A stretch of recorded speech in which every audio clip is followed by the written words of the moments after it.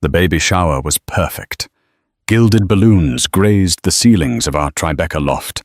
Champagne flowed freely. And my husband, the tech billionaire Julian Croft, had his arm wrapped lovingly around me. Everything was perfect. Until she walked in. His assistant, Amelia, wearing a white dress so pristine it rivaled my own. Julian laughed it off, calling it an inside joke. "Don't be dramatic, darling," he whispered. But when the time came to cut the 5-tiered cake and Amelia's hand reached for the knife beside mine, the joke unraveled into a nightmare that would expose every lie I was living. The air in our Tribeca loft was thick with the scent of peonies and old money. It was the scent of my life, a fragrance I had grown accustomed to, much like the gentle weight of Julian's hand on the small of my back. Today that weight was a little heavier, a little more possessive. It was the day of my baby shower, and Julian was playing the part of the doting husband to perfection. "Isn't she glowing?" He'd boom to anyone who would listen, his voice echoing slightly in the cavernous space of our home. Our friends, a curated collection of New York's elite, would murmur their agreement, their eyes flicking between my burgeoning belly and the dazzling smile plastered on my face. I was Eleanor Croft, wife of the tech mogul Julian Croft, and I was, for all intents and purposes, the luckiest woman in the world. I had the handsome husband, the sprawling apartment with panoramic views of the Hudson, a wardrobe filled with clothes I'd only ever dreamed of, and now a baby on the way. A little boy, the ultrasound had confirmed a future heir to the Croft empire. The theme of the shower was "A Star is Born." A touch on the nose, perhaps, but Julian had insisted. Silver and gold balloons floated towards the 20-foot ceilings, catching the afternoon light that streamed through the floor-to-ceiling windows. A string quartet played softly in the corner, their music a genteel backdrop to the clinking of champagne glasses and the low hum of conversation. I moved through the room, a ship in full sail, navigating the currents of polite society. I accepted congratulations from women with faces stretched tight from too many cosmetic procedures, their smiles never quite reaching their eyes. I thanked them for the ridiculously expensive gifts: a cashmere baby blanket from Hermes, a miniature Aston Martin from some obscure European toy maker, a lifetime supply of diapers that probably cost more than my first car. My best friend Chloe caught my eye from across the room. She gave me a small, conspiratorial smile, a silent acknowledgement of the absurdity of it all. Chloe was my rock, my tether to the person I was before I became Mrs. Julian Croft. She was a struggling artist who lived in a tiny walk-up in the East Village, and her presence at the party was a welcome breath of fresh air amidst the suffocating perfume of wealth. "You're holding up well," she said, squeezing my hand when I finally made my way over to her. I would have started throwing things by now. I laughed a genuine laugh that felt alien in this carefully constructed world. "It's almost over," I whispered, leaning in close.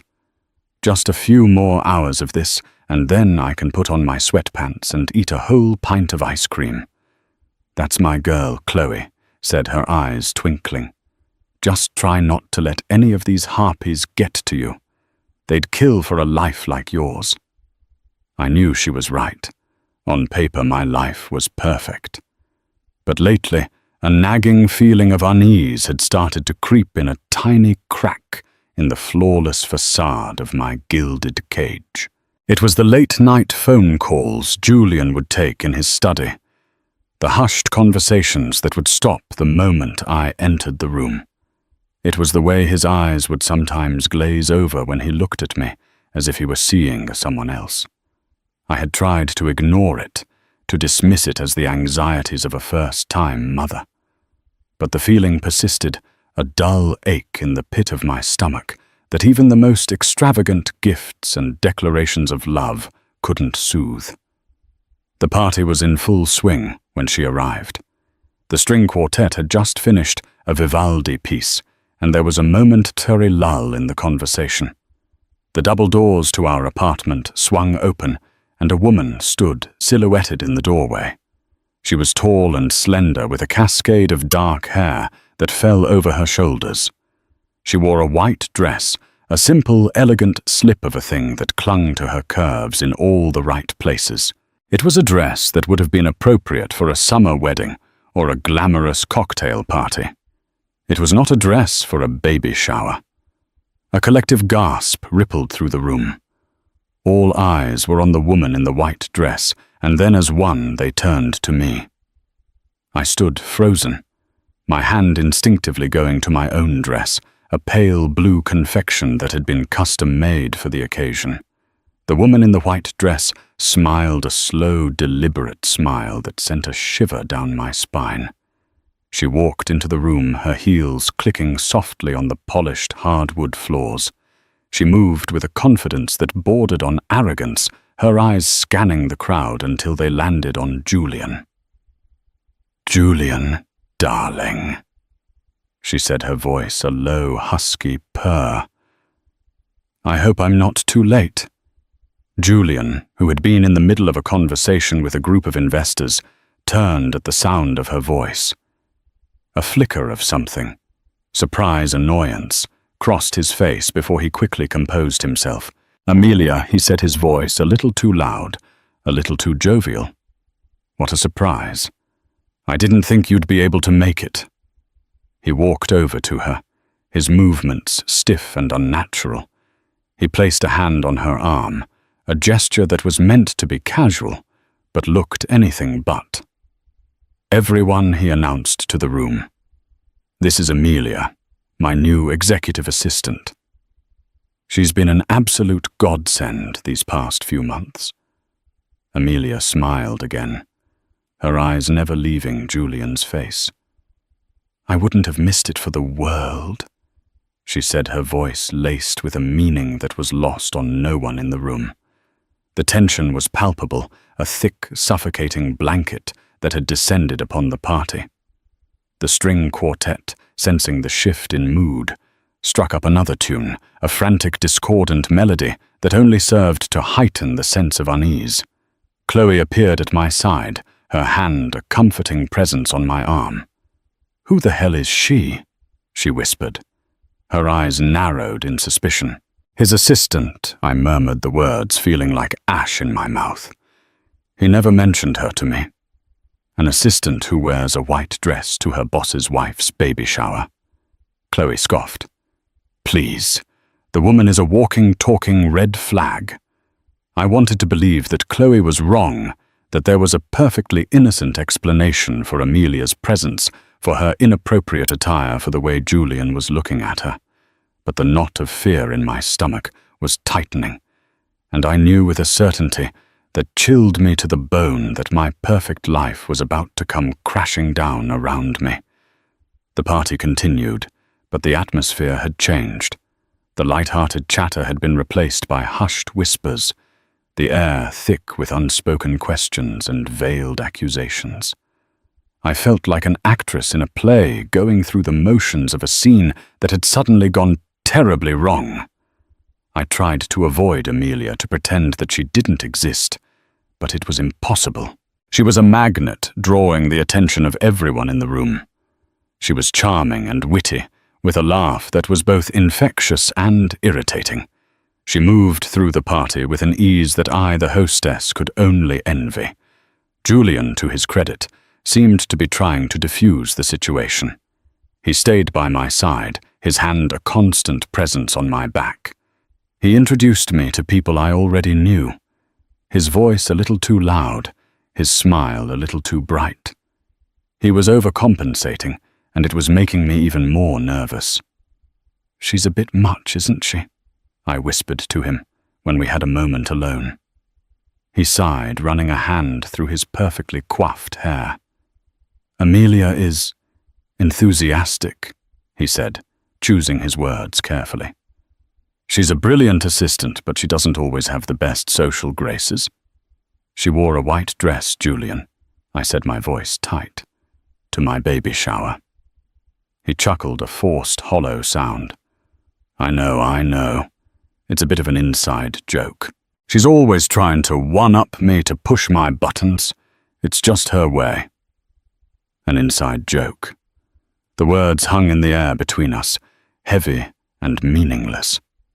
I wanted to scream, to demand a real explanation, but I couldn't. Not here, not in front of all these people. So I just nodded, a silent, unwilling participant in his charade. The cake was a masterpiece, a 5-tiered confection of vanilla bean and raspberry cream, adorned with delicate sugar flowers that looked almost real. It was the centerpiece of the party, a symbol of the sweet new life we were about to welcome into the world. It's time to cut the cake, my mother-in-law, a formidable woman with a will of iron, announced to the room. Julian led me to the cake, his hand on mine, as we picked up the silver knife. The photographer, a man who had been documenting every moment of the party, moved in for a close-up. Smile, you two, he said, his camera flashing. I forced a smile, my cheeks aching from the effort. Julian's smile was just as strained, his eyes darting around the room as if he were looking for an escape route. We were about to make the first cut when a voice, smooth as silk and sharp as a shard of glass, cut through the silence. Don't forget me, Amelia said, stepping forward. She placed her hand on the knife, her long, manicured fingers covering mine. A collective gasp went through the room. This was no longer a social faux pas. This was a declaration of war. I snatched my hand back as if I had been burned. What do you think you're doing? I hissed, my voice trembling with a mixture of anger and disbelief. Amelia's smile was unwavering. I'm just helping, she said, her eyes locked on Julian. After all, I had a hand in making the baby too. The room erupted. The whispers turned into gasps, the gasps into murmurs of shock and outrage. My mother-in-law looked like she was about to faint. Chloe was on her feet, her face a mask of fury. Julian's face had gone pale, his eyes wide with a mixture of fear and guilt. He looked at Amelia, then at me, then back at Amelia. He was trapped a deer in the headlights, and he had no idea what to do. Amelia, that's enough, he said, his voice barely a whisper. But Amelia was just getting started. Oh, don't be a spoil sport, Julian, she said, her voice dripping with mock innocence. I'm sure Eleanor doesn't mind sharing. After all, she's been sharing you for months. The words hit me like a physical blow. I stumbled back, my hand flying to my mouth. The room was spinning, the faces of my friends and family, a blur of pity and disgust. Get out, I said. My voice choked with tears. Get out of my house. Amelia's smile finally faltered. She looked at Julian, a silent plea for support. But Julian was looking at me, his face a mess of regret and shame. You heard her, he said, his voice flat and emotionless. Leave. Amelia's eyes narrowed. She looked at me, a flicker of triumph in their dark depths. Then she turned and walked away. Her head held high, the white dress a stark, defiant symbol of her victory. The party was over. The guests, not knowing what else to do, began to leave their murmurs of condolence and support, feeling like a mockery. The string quartet packed up their instruments, their music a distant, mournful echo of the celebration that had been. I stood in the middle of the room, surrounded by the wreckage of my perfect life. The balloons, once so festive, now seemed to mock me with their cheerful buoyancy. The gifts, once so coveted, now felt like a cruel joke. Chloe was by my side, her arms wrapped around me. "I'm so sorry, Elle," she whispered, her voice thick with tears. "I'm so sorry." I couldn't speak. I could only stand there, a silent, shattered monument to a life that had been built on a foundation of lies. The baby in my womb, once a symbol of hope and joy, now felt like a lead weight in my belly. Julian approached me, his face etched with a pain that mirrored my own. "Eleanor," he began, his voice cracking. "I can explain." "Explain what?" I said, my voice a hollow echo of itself. "Explain that our entire marriage has been a lie. That the baby I'm carrying is a product of your infidelity. There's nothing to explain, Julian. There's only the truth." And the truth was a bitter, jagged pill to swallow. My perfect life, my gilded cage had been shattered, and I was left to pick up the pieces, a broken woman in a room full of broken dreams. The silence in the loft was a living thing. It breathed in the spaces between the discarded champagne flutes and the wilting peonies. It settled over the brightly wrapped gifts like a shroud. Each tick of the hand-crafted Swiss clock on the mantelpiece felt like a hammer blow against my skull. Julian stood a few feet away, looking utterly lost. The master of the universe, the man who could bend markets to his will with a single phone call, was reduced to a stammering boy in a bespoke suit. "Ellie, please," he said, his voice raspy. "Let me talk. Let me try to fix this. Fix this." My laugh was a harsh, ugly sound that I didn't recognize as my own.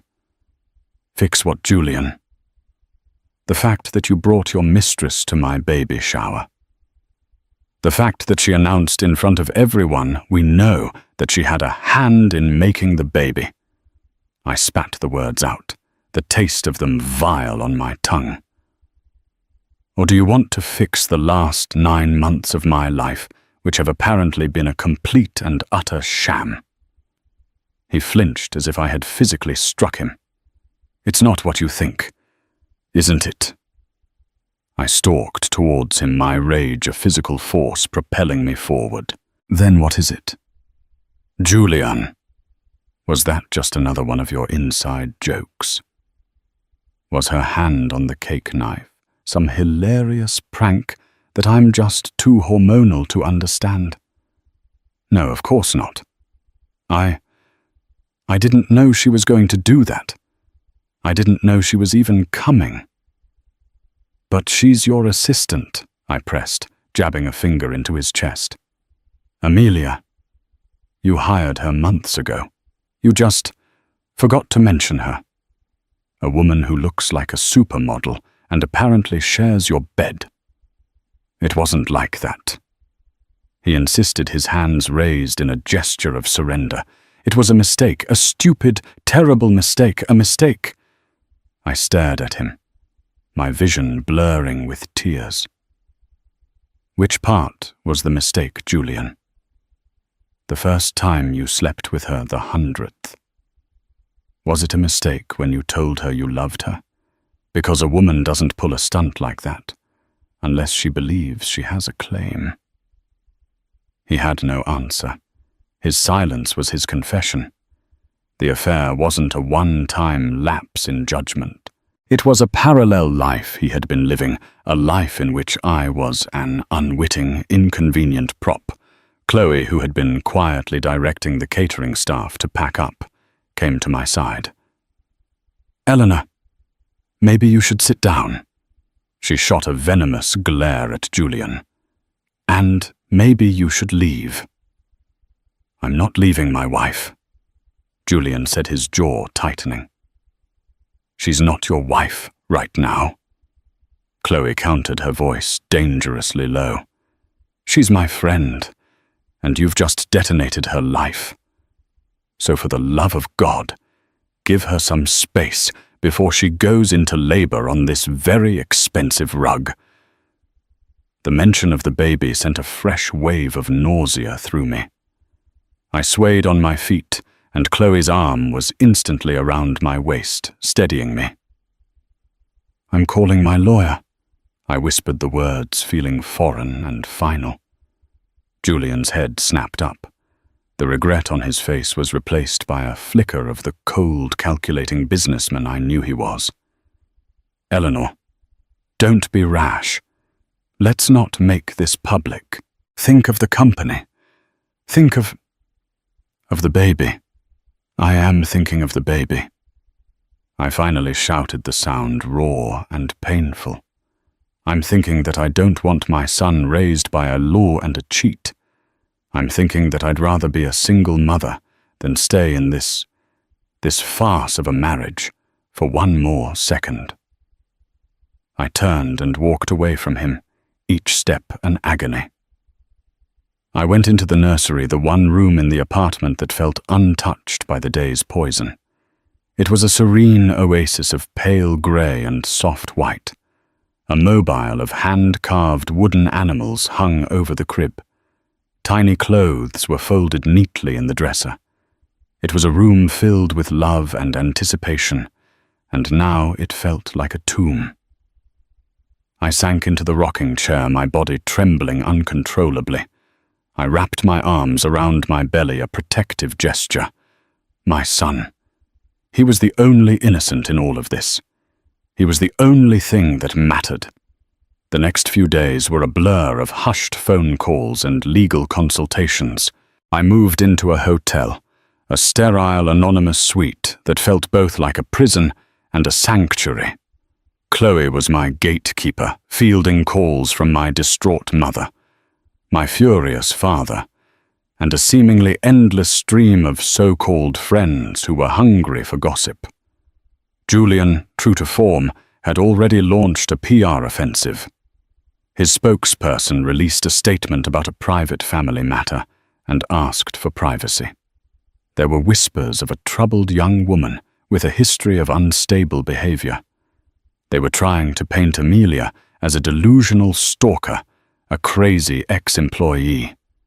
But I knew the truth, and so did Amelia. A week after the baby shower, a manila envelope arrived at the hotel. There was no return address. Inside was a single photograph. It was of Julian and Amelia, taken on a beach somewhere tropical. They were laughing, their arms wrapped around each other, the picture of a happy couple.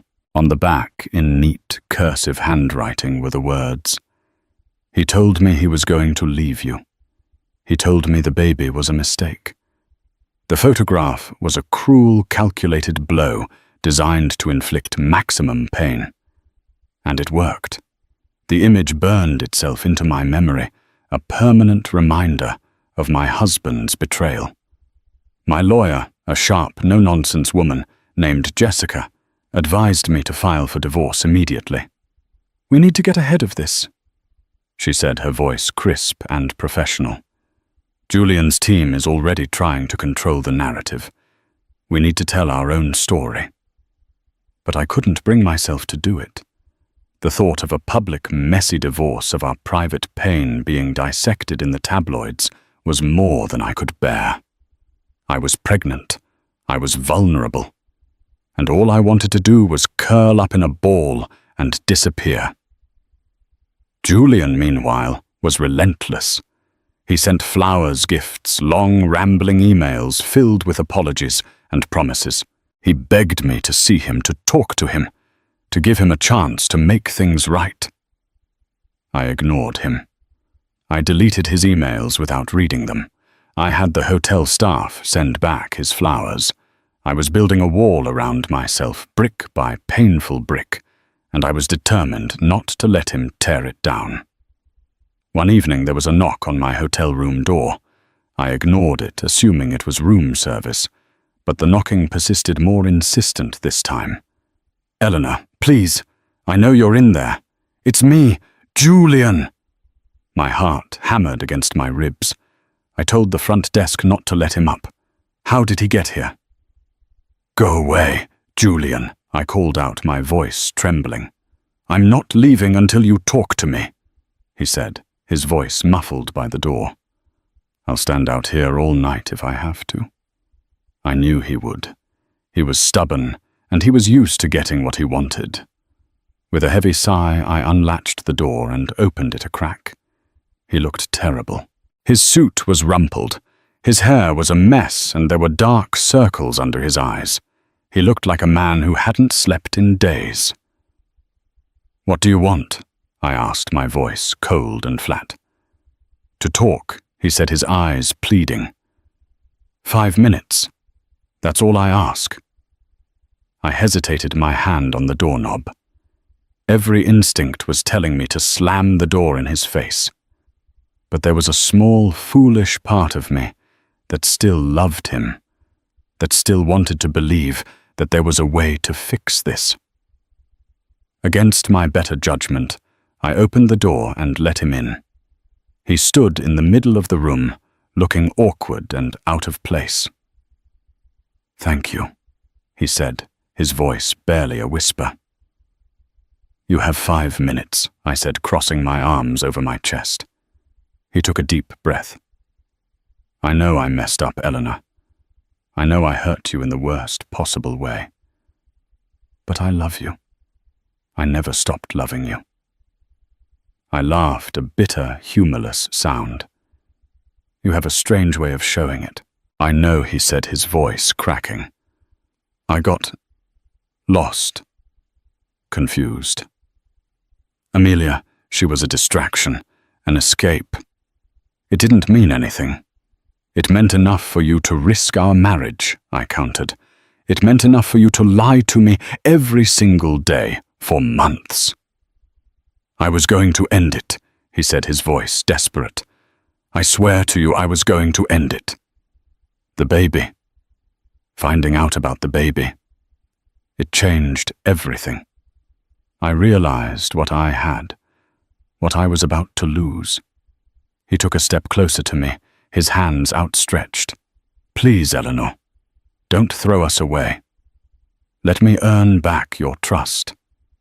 Let me be the husband you deserve, the father our son deserves." I looked at him, at the man I had once loved with all my heart, and I felt nothing but a cold, empty void. The love, the trust, the shared dreams. They were all gone, replaced by a mountain of lies and deceit. "It's too late, Julian," I said, my voice quiet but firm. "It's over." His face fell. The hope in his eyes died, replaced by a look of utter desolation. He nodded slowly, as if accepting his fate. "I see," he said, his voice hoarse. "Well, I guess I'll have my lawyer contact yours." He turned to leave, his shoulders slumped in defeat. He was almost at the door when he stopped and turned back to me. "There's one more thing," he said, his voice barely audible. "The baby. Are you sure it's mine?" The question hung in the air, a poisonous, venomous thing. It was a last, desperate attempt to hurt me, to wound me as deeply as I had wounded him. And it worked. The blood drained from my face. My knees went weak. I had to grip the back of a chair to keep from falling. "Get out!" I whispered, my voice choked with a rage so fierce it threatened to consume me. "Get out, and don't you ever, ever speak to me again." He looked at me, a flicker of something, regret, satisfaction, in his eyes. Then he turned and walked out the door, leaving me alone with the wreckage of our life, and a question that would haunt my dreams for nights to come. Julian's final venomous question was a seed of poison planted in the fertile ground of my insecurity. "Are you sure it's mine?" Logically, I knew it was a desperate, spiteful lashing out. I had never been with anyone else during our marriage. But logic had little power against the emotional onslaught of the past week. The question took root, its thorny vines wrapping around my heart, squeezing until I could barely breathe. It was a masterfully cruel move. He had managed to shift the focus, however briefly, from his betrayal to a non-existent one of my own.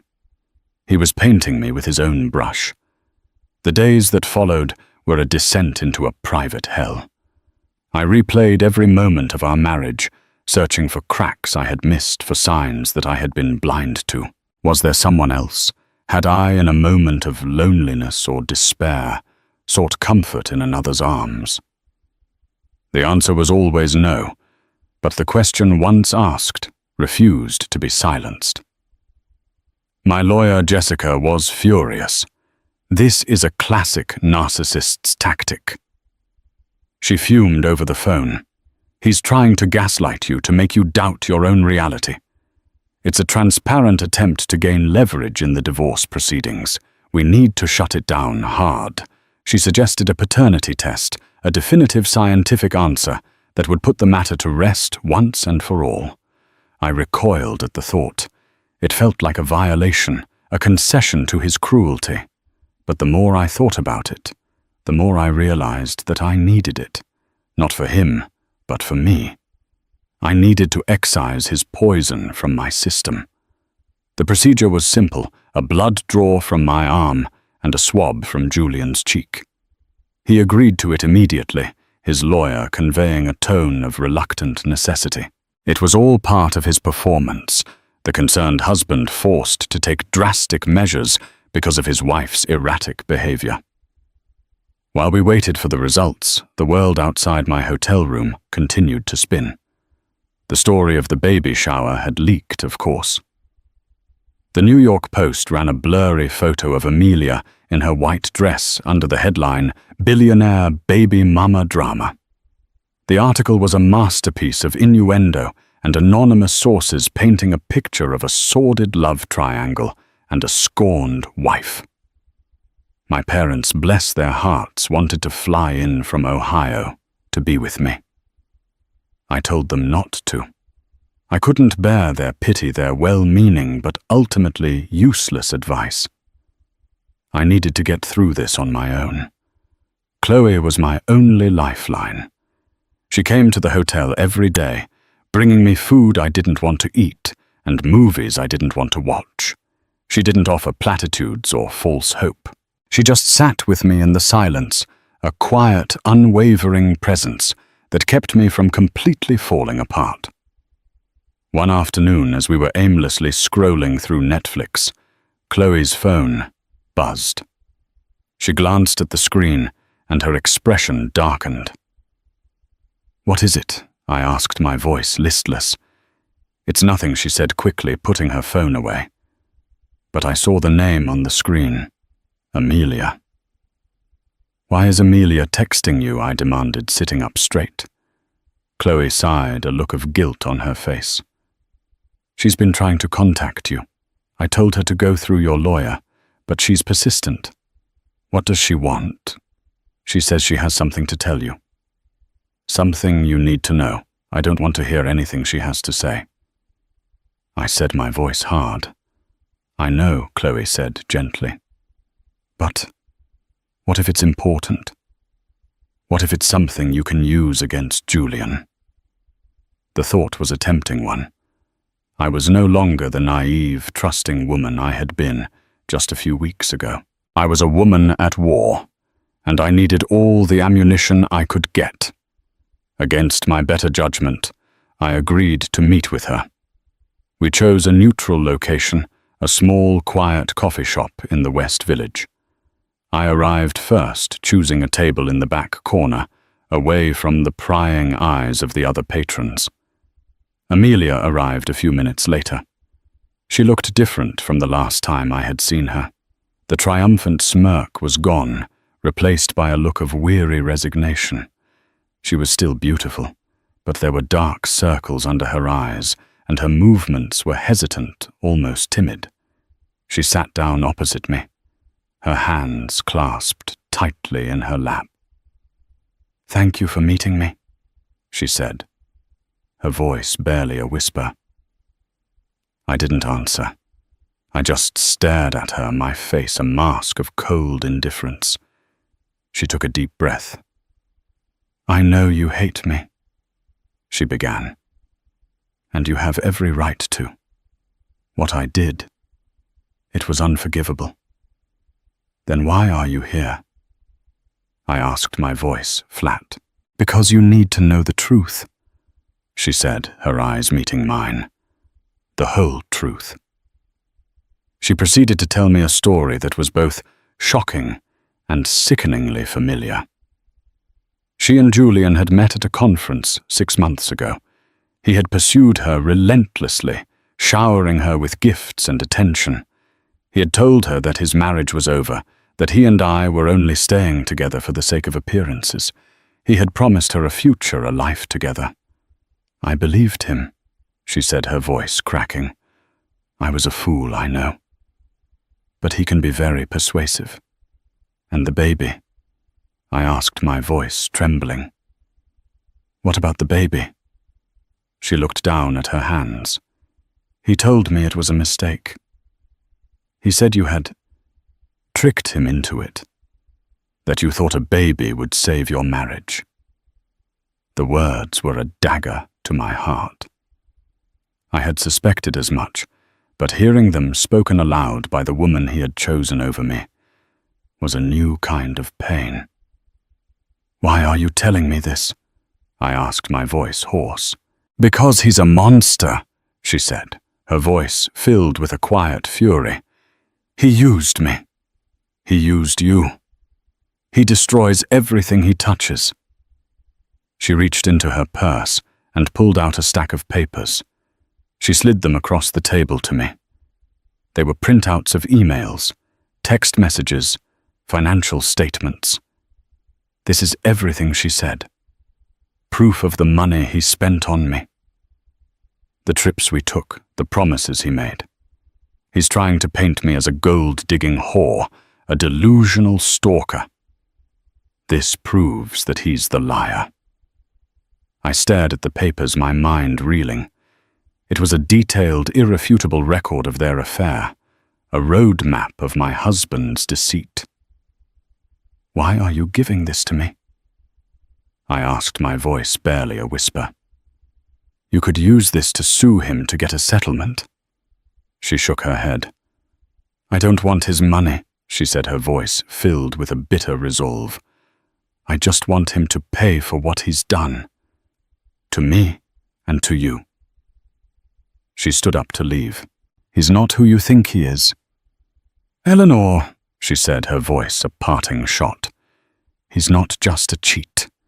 He's a dangerous man. Be careful. She walked out of the coffee shop, leaving me alone with the evidence of my husband's betrayal and a warning that chilled me to the bone. The paternity test results came back the next day. Jessica called me with the news. It's a match, she said, her voice gentle. The probability of paternity is 99.999%.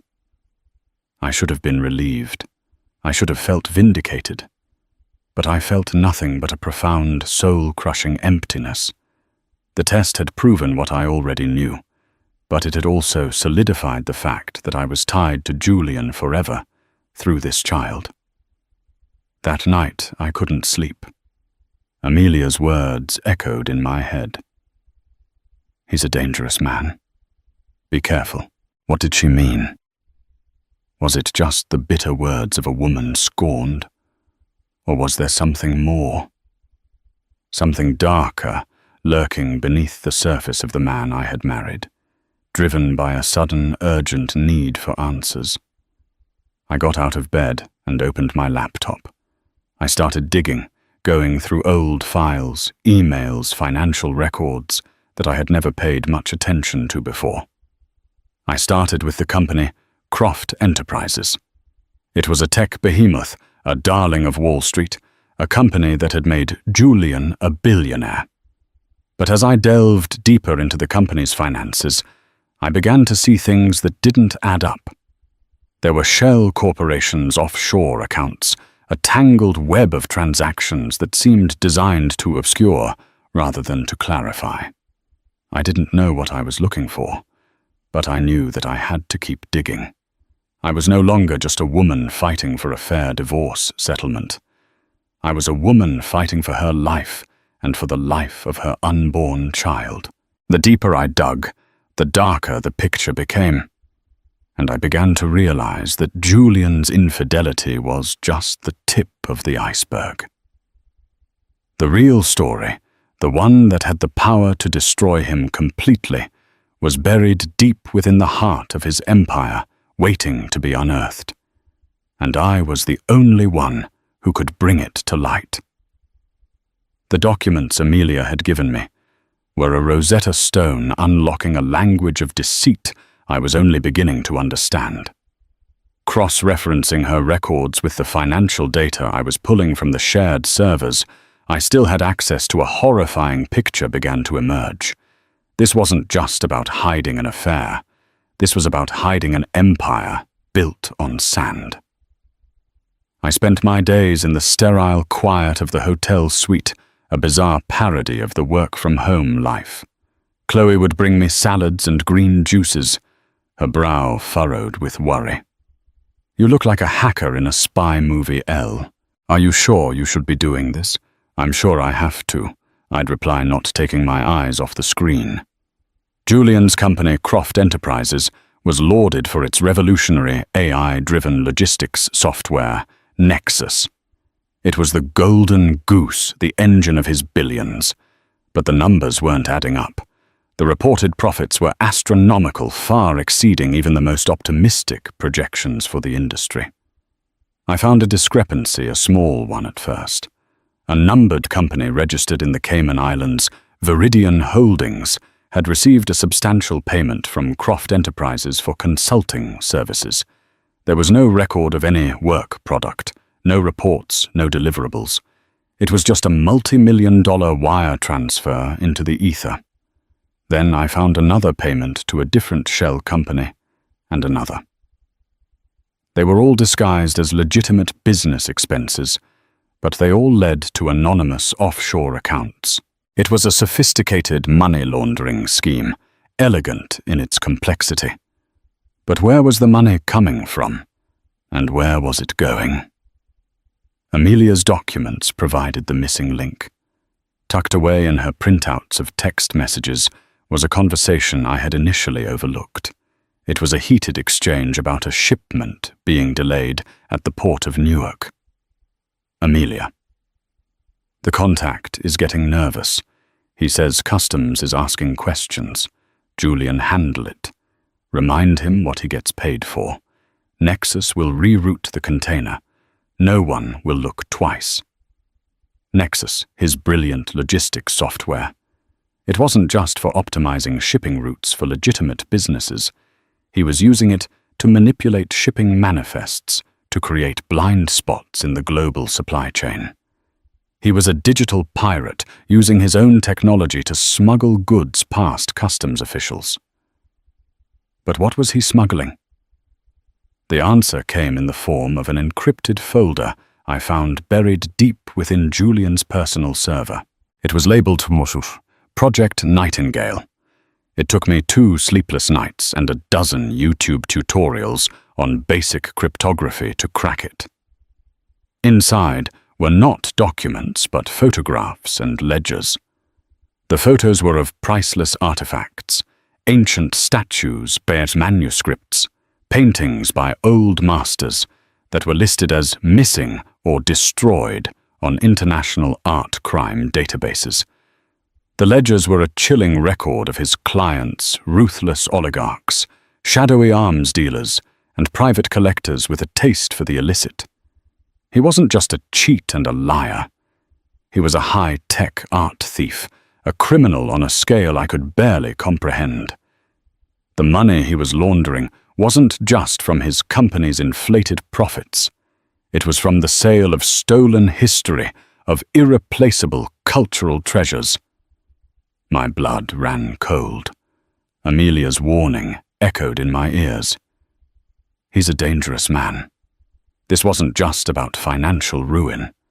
The people he was dealing with didn't just sue you when a deal went bad. They made you disappear. I thought about going to the police, to the FBI. But who would they believe, the scorned pregnant wife or the charismatic billionaire philanthropist with the city's politicians in his pocket. Julian had spent years building a fortress of influence and public goodwill. I needed more than just a folder of incriminating files. I needed irrefutable proof, and I needed a witness. I needed Amelia. It took some convincing. She was terrified, and rightly so. She had been the one on the ground, the one making the calls, the one who had met with the contacts. She was implicated. "He'll destroy me," she whispered over a burner phone I'd insisted we use. "He'll say it was all me, that I was the mastermind." "He'll say that anyway, Amelia," I argued, my voice urgent. "He's already painting you as an unhinged stalker. Your only way out is to get ahead of him, to expose him before he can bury you." I paused, then played my final card. He's not just a danger to me anymore. He's a danger to my son. He asked me if the baby was his Amelia. He tried to use our child as a weapon against me. I will not let a man like that be a father. Help me make sure he can't hurt anyone else. There was a long silence on the other end of the line. Then finally, "What do you need me to do?" Our plan was audacious, bordering on insane. The centerpiece of Julian's collection, the one he was most proud of, was a stolen Rembrandt self-portrait, The Scholar. According to the ledgers, it was his personal insurance, kept not in an offshore vault, but somewhere close, somewhere he could admire it. I remembered something he had said once, laughing as he showed me the blueprints for our loft. He pointed to a section of the wall in his study.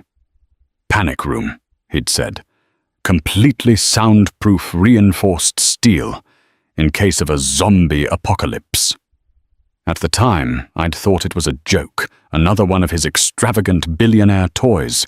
Now I knew better. The Scholar was in that panic room, and we were going to get it. The final piece of the puzzle was the annual Croft Foundation Gala, a star-studded charity event that was the pinnacle of the New York social calendar. It was scheduled for the following week. It was the perfect cover. Julian would be there schmoozing, basking in the glow of his own manufactured benevolence. The apartment would be empty. Amelia still had her keycard and the security codes. Julian, in his arrogance, hadn't bothered to revoke her access. He probably thought she was too scared to ever show her face again. The night of the gala. I watched from my hotel room as the live news feed showed Julian arriving on the red carpet. He was a vision of charm and confidence, his arm around a B-list actress who looked thrilled to be there. He spoke eloquently about his foundation's work, about giving back to the community. I felt a surge of nausea. My phone buzzed. It was a one-word text from Chloe Go. Chloe was my alibi. She had booked a spa day for us at a resort in Connecticut. Our phones were there with her. If anyone checked, it would look like I was miles away trying to relax and recover. I dressed in black, my heart pounding a frantic rhythm against my ribs. I took a cab to a quiet side street, a block away from our building, my pregnant belly, a strange, cumbersome accessory to my burglar's outfit. Amelia was waiting for me in the shadows, her face pale and drawn. She looked as terrified as I felt. "Ready?" I whispered. She just nodded, her eyes wide. Getting into the building was easy. Amelia's keycard worked perfectly. The doorman, a man I had exchanged pleasantries with for years, just smiled and nodded as we walked past. The loft was silent and dark, the city lights twinkling through the massive windows. It felt like a ghost ship, a place where a life had once been lived.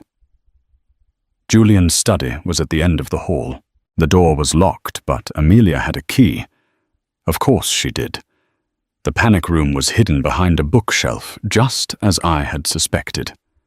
It was a seamless piece of engineering, activated by a pressure plate under a specific book, The Art of War. Amelia pressed the book, and a section of the wall slid open with a faint hiss, revealing a heavy steel door with a biometric scanner. "He told me the code was my birthday," Amelia said, a bitter edge to her voice. "He thought it was romantic." Her thumb on the scanner was not enough. It required a 2-person code. His thumbprint and a 6-digit number. "I don't know the number," she whispered, her voice trembling. My mind raced. A number, a 6-digit number that was important to him. Not our anniversary, that was too obvious. Not his birthday. Then it hit me. I pictured the photograph Amelia had given me, the one of her and Julian on the beach. In the background, there was a small sign with the name of the resort, the Azure, and under it, the date of their trip, a trip I now knew had happened while I was in Ohio visiting my parents. I typed in the date 1-2818. The light on the scanner turned from red to green. The heavy door clicked open. We stepped inside. The room was small and climate-controlled, the walls lined with velvet. And there, on a small easel in the center of the room, was the Rembrandt. It was magnificent, the artist's face, a study in light and shadow, his eyes seeming to follow us as we moved.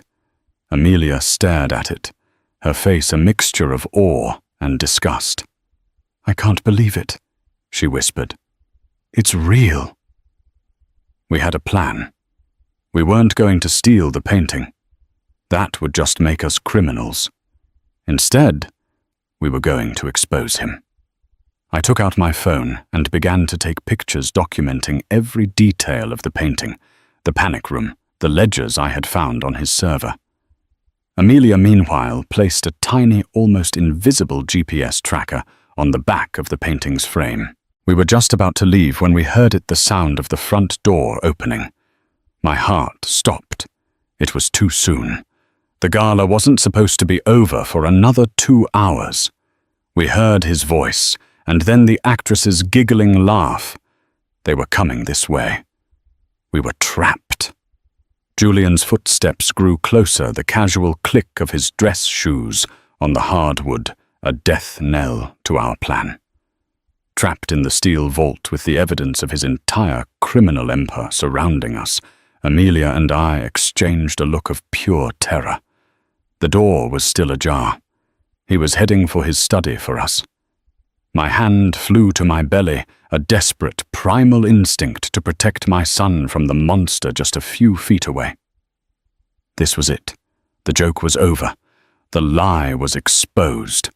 And the price for the truth was about to be paid in full, right here in the heart of the billionaire's abyss. Did we make it out? Did Julian Croft finally face justice? Hit that like button.